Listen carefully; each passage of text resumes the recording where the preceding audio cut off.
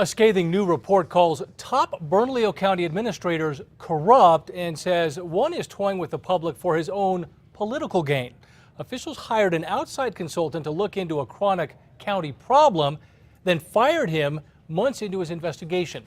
But he decided to issue his report anyway. News 13's Crystal Gutierrez is in the Newsplex with what it says and how the county is now reacting.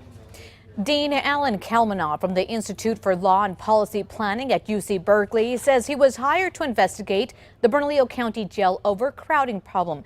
He says 7 months later, and we learned $43,000 later, he was let go, but he says his work wasn't done.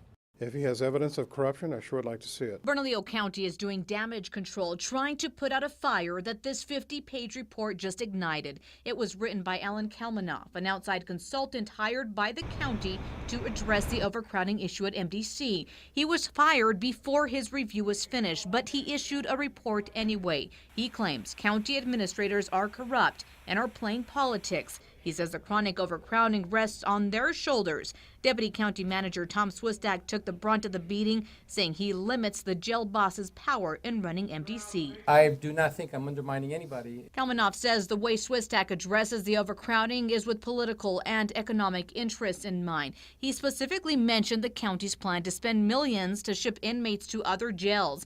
Kalmanoff says Swistak could be doing that to further his political career. Swistak says that's not possible. It's not based on any foundation whatsoever. First of all, I do not set contracts with other communities. Please understand that. I don't go to the jails in other communities. I don't negotiate the figures. Kalmanoff also calls out County Manager Tom Zadanek twice, saying his office wasn't cooperative. It's not true. The report says lawyers, bondsmen are reaping the rewards of keeping people in jail and that the courts are responsible for the dysfunctional administration keeping people who are not dangerous locked up. Now, despite disagreeing with the corruption claims, the county says it does agree with Kalmanoff's findings on the slow justice system. They say they still don't have a long-term solution to the overcrowding problem. Back to you. Crystal, thank you. The county says it fired Kalmanoff because it was receiving complaints about the way he was going about his fact-finding. Kalmanoff has worked in cities in Illinois and Ohio, and he was controversial in those places too.